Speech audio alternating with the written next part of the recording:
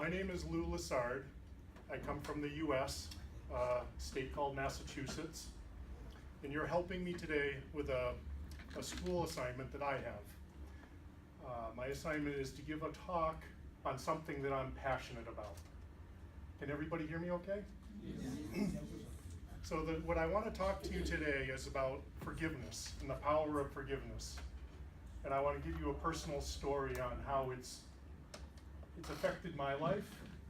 And I think it's a message that everybody in the world can relate to. Everybody in the world can benefit from it. We all have people in our lives or things in our lives or governments in our lives that we feel, anger towards or hurt towards or something towards that we could benefit from forgiveness.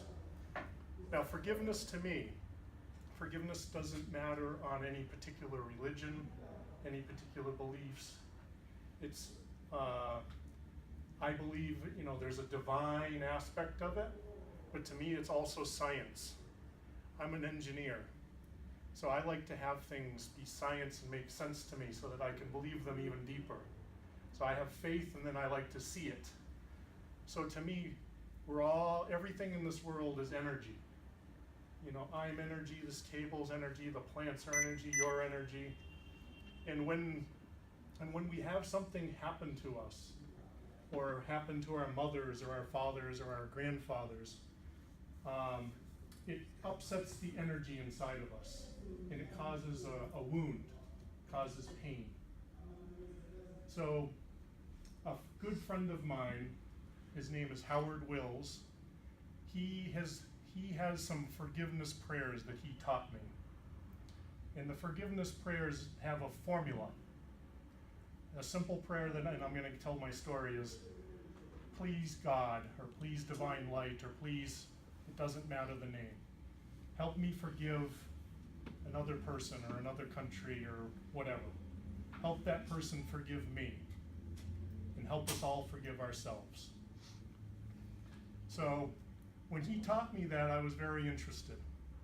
Now, I grew up when I was a child, I had a difficult childhood. I had a very violent father who, I was the oldest child, so I was usually the one that he took his violence out on. And I had a mother that didn't protect me. My father left when I was 7 years old, and I stayed with my mother, and I was very loyal to my mother, and I appreciated her because she stayed, and provided me a home, provided me a beautiful life. But as I got older, what I found was it was very easy for me to be angry with my father because he hit me and he yelled at me and he did things and then he left me. He wasn't my father, he left. But when I got to be around age 40, which probably seems very old to most of you, I started to realize that I also had some resentment with my mother because there was a little boy inside of me. There was, inside of me there was a little boy that felt he wasn't protected.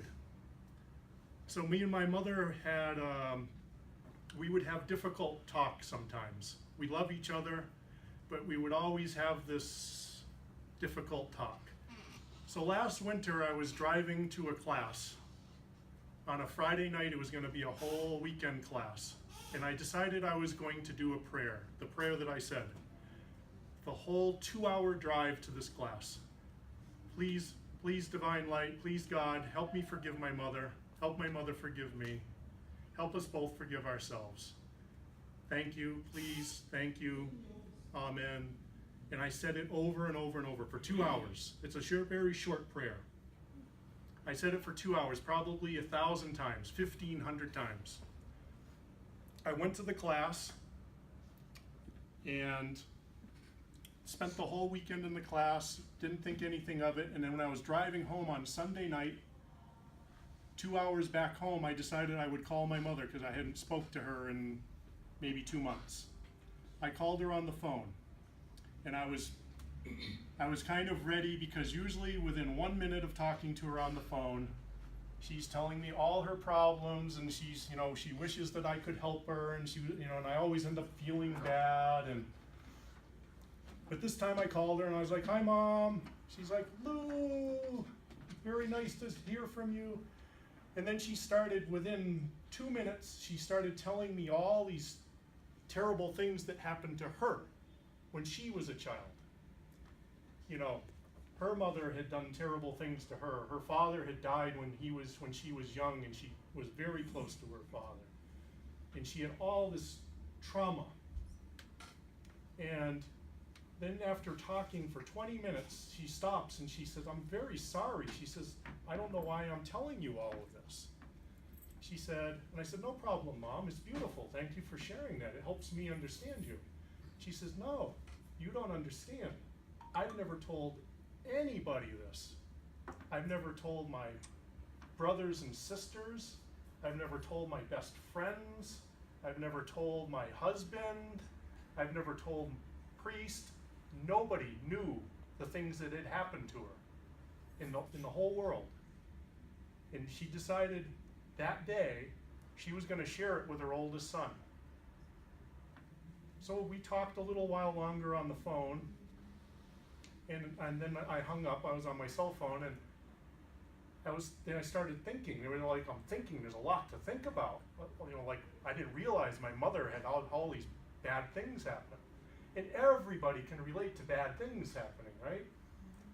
And I started thinking, well, why I'm 50 years old? Why after 50 years did she pick today to talk about those things that she's never talked about? And then I realized it was because on Friday, I did a forgiveness prayer with me and her for 2 hours. I just asked for help. I just said, "Please help release this energy between us. Please help this release whatever the cause is that's causing this between us." And it shifted something. Because when something happens to our parents, we come from our mom and our dad. So if, you know, we're the DNA, you know, our color of our hair, our color of our eyes, you know, everything about us, how tall I am, comes from my mom and my dad, just like you.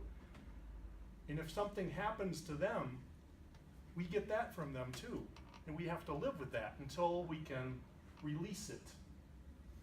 So what I want to ask from you as part of this talk is to ask for you to call to action. What I would like you to do is to experiment with forgiveness. There's the prayer that I said, but there are many ways to do forgiveness. You don't have to believe me. All I'm saying is nothing bad will happen if you try it, I promise.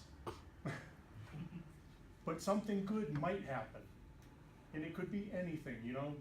In the US right now, there's a lot of people praying for forgiveness because of our new president. You know, there's a lot of things so what I want to do is just ask, if you're open to it, would you be willing to try forgiveness? And I think that's supposed to be about 5 minutes. It's actually 9. Yeah. So, thank you.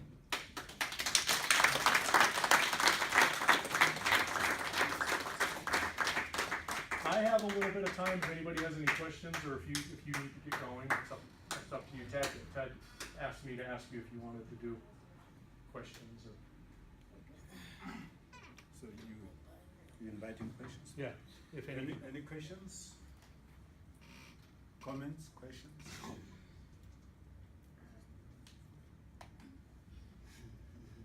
Can you please repeat the forgiveness prayer for me, please? So it's a formula. God or divine light or whatever you want. Please help me forgive the other person, the other country, the other whatever. So that's the easy one, right? You're asking God to forgive the person that's wrong, and it's not you.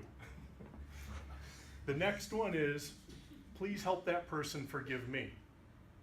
And what you're doing there is you don't have to say that you're wrong, but what you're saying is that you understand that every relationship that we have it's two ways. It's energy going back and forth. If I'm angry at one of you, you feel it, right? You feel that anger, and it affects you. So we got to release it both ways. And then the last one is always the hardest. Please help us both, or help us all, forgive ourselves. Because now we have to forgive ourselves for being angry, for what we did, for what our parents did, for whatever. But it always comes back to the hurt that's inside of us. And that's the most important one, and that's the one that's the hardest. So please help me forgive whoever, help that person forgive me, help us both forgive ourselves, and then always end with gratitude. Thank you. Thank you for helping me. Thank you for helping me forgive, even though I might not feel like I'm ready for it. I just, for me with my mother, all I knew was I wanted to be happy with her, but I knew that I was angry with her. So I just wanted help. And it shifted. And now it's a year later and things are still good. They've not gone back. Did that answer your question? And you say it over and over again. You can say it over and over again. And it's okay if you say it in your head or out loud. It doesn't matter. Doesn't matter.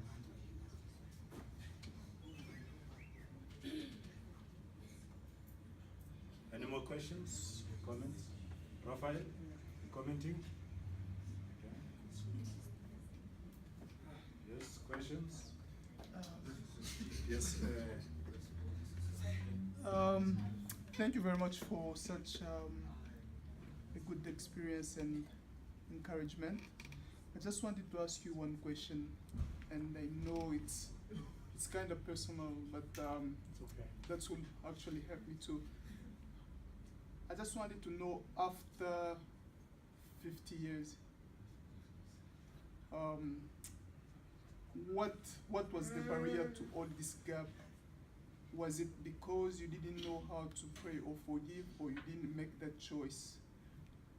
Because if I understand well, it's a choice that we make, we need to forgive, because there are different ways of forgiving. Right. So just want to know what was this gap, this What long gap? changed?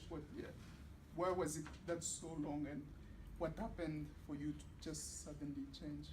I think it just was I for whatever reason, what I was doing in my life was changing, and it was the first time that I was ready. I don't think until then, for a long time, I wasn't even aware that I had resentment with her. And then when I did, I wasn't ready to ask. I wanted to be mad at her. I don't know about you, but sometimes it's like I'm mad at somebody and I'm not ready to not be mad at them. It's like, but I'm trying. It's like each day I try.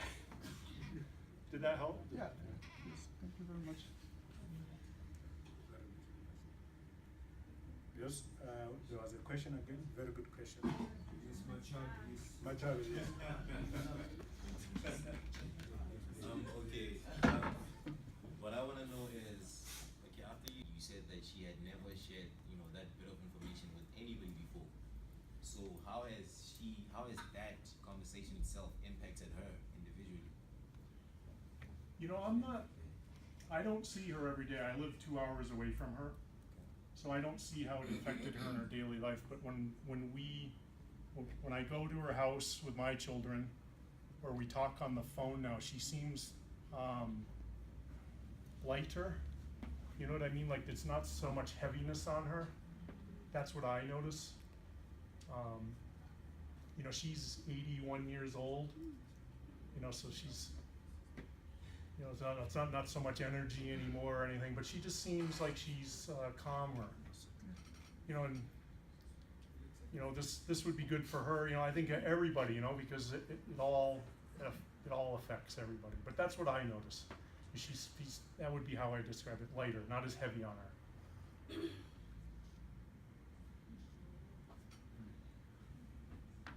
good question. Yes. Anybody else? Yes, Colossians. What I'm going to ask is more of an advice. when I ask forgiveness from you and you still wanna stay mad at me, you're not ready to forgive me. How do I deal with that? Because I might ask for forgiveness from you and you're not ready to forgive me. And then I'm angry again that you don't wanna forgive me Right. when I'm ready to not. How do you deal with that? That's an excellent question. And that's something that I've run into in my personal life with relationships, you know, like boyfriend, wife, that type of thing. Because it is, because one person being mad usually causes the other person to be hurt, and it goes back and forth. And all I can say is what I try to do is I try to do my side of the forgiveness. Sometimes it's a shift, like with my mother, where it changes things and it stays changed. Sometimes there are people that want to be mad and they're not ready. And all I can do is ask for a shift inside of me and patience or whatever. And if it was me that did something, you know, all I can ask is, you know, for forgiveness. If it's something I feel like they did, all I can do is ask that I let it go and not let it, because ultimately it's all about us, you know, not in a selfish way, but all we can really worry about is us. All I can really worry about is me. I can't control how you feel. I can't control how my mother feels, my wife feels, my children, none of that. I can only control how I feel. So to me, forgiveness is really about me and me releasing the pain or the whatever, the energy from me. And I hope it helps other people. Did I answer your question?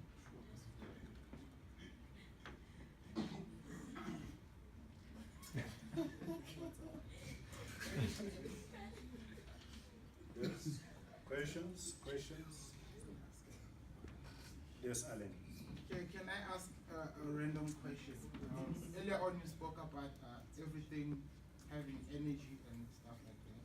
So I want to know, can we use the same thoughts like to influence other people? Like you using it on forgiveness, but can I also use the same kind of prayer or thoughts to influence people's behaviors? Is it possible to do that? And if so, how can you like make it better? That's a good question. So when I say energy, to me, I'll explain what I mean by that a little. You know, like if we were to look at the table or our arm under a microscope, right? If you go down enough, it's electrons and protons and atoms and, you know, and stuff like that.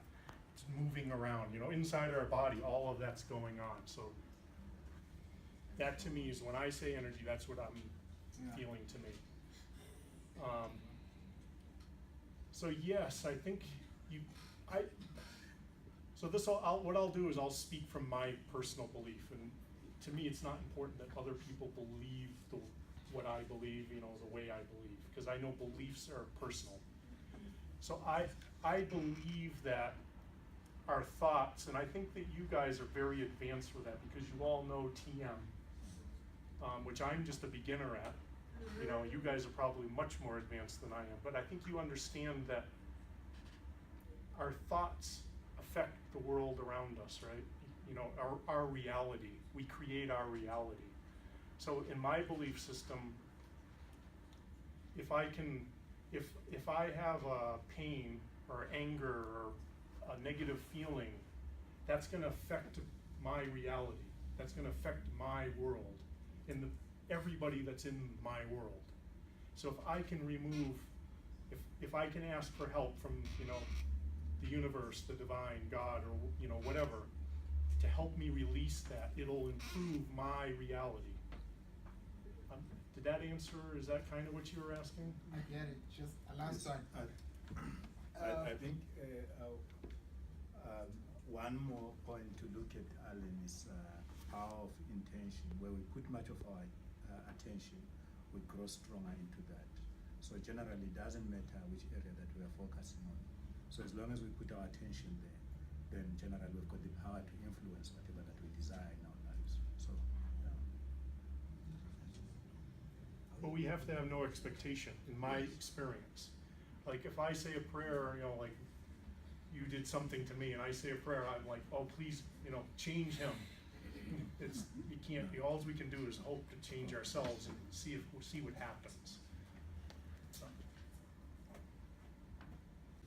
people around you, your wife, your children, because what I found is that sometimes when you're mad at somebody, it sort of, you don't realize it, but it subliminally holds you back from doing certain things when you're with other people. So after that, did it, you know, affect your life in a certain type of way? So I've done this experiment in other areas too. And what I've noticed is with my children, so I have a 15-year-old and a 13-year-old, both boys like me. And what I noticed is a lot of the things that they were having a hard time with as children were the things that I had a hard time with when I was a child. And as I've gone through certain forgiveness things, like with my mother, I noticed that the problem that they were having with their mother changed. So it's affected it in that way. And it's most certainly affected the way that I relate to other people, because I'm not holding on to them. And I still get angry. I still get hurt. It's you know, it can happen. It does happen. I'd love to say that I don't, but I do.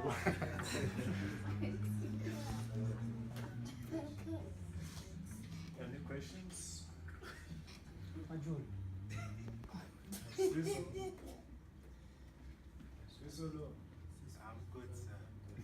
sir.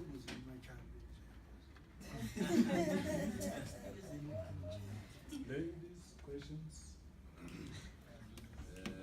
Is this a question? Yes, go ahead.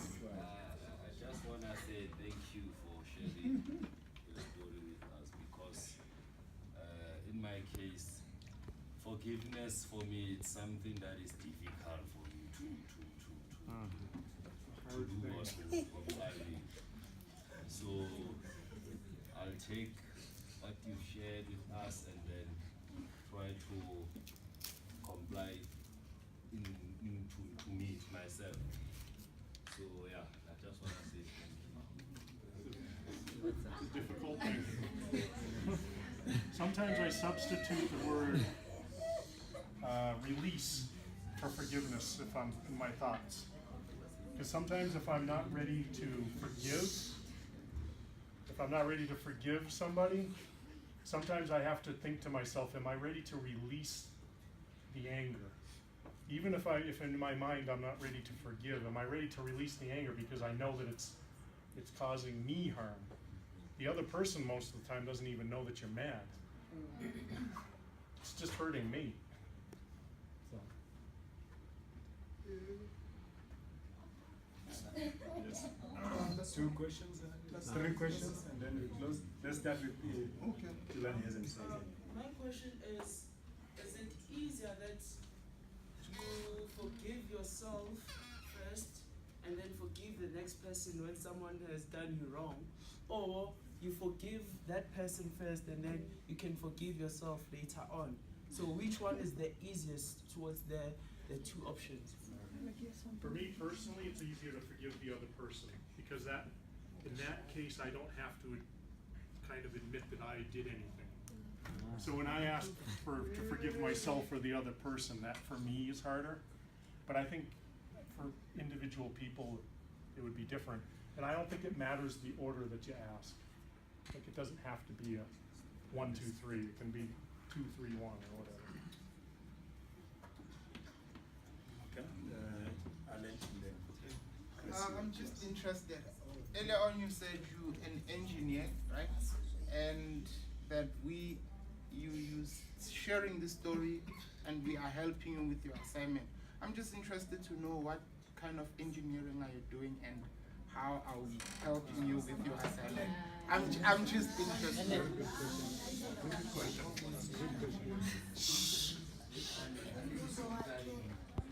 So I'm an industrial engineer, which means I actually retired last year. I'll call it that because sounds good. But what I did was we made heart monitors, and I would set up the production line. So I would set up the machines and the process that they would use to build things. I would write the documents and I would set up the machines so that they could make the monitors. Does that make sense? Some people call it a manufacturing engineer. So I would make sure that, like if we were designing a cup, I would make sure that we could have the machines and the proper people in place to build it properly every time. That was my job. And what was the second part of your question? The second part is, how are we helping you with your assignment? So I was blessed about 5 weeks ago. I was blessed to meet the CEO of Hay House Publishing, which is one of the largest book publishing and videos and audio program in the U.S. They've got many very famous authors. I've never written a book. I've never talked in front of people. I've never been on TV, but I got to meet him. There was about 200 people. I was invited by a friend, and they're having a contest to choose 3 or 4 people that they will personally mentor to become, if there's an important message, help us learn how to get the word out. You know what I mean? They call it building a platform, but how to build a web page and how to get on the radio or on TV, how to write a book, so that people will connect with you, because I don't know how to do that. So our assignment was to do a small talk and then have it videoed so that they can review the video, and then they're going to pick the people from those videos that they think have the potential. So I'm hoping I have the potential. So,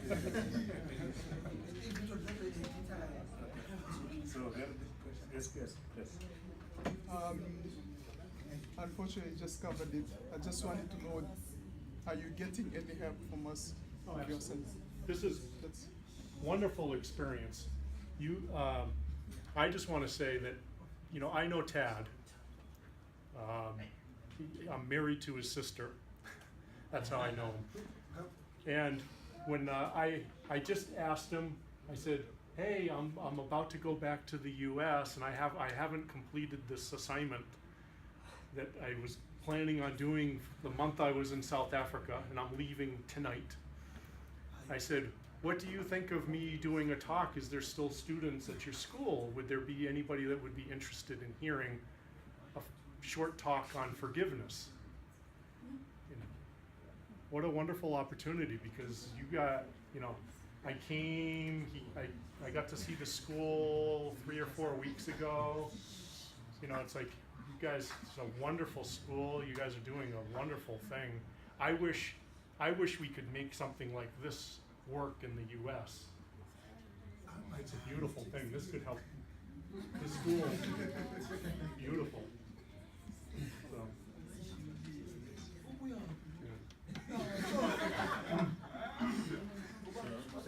Let's do a round of applause.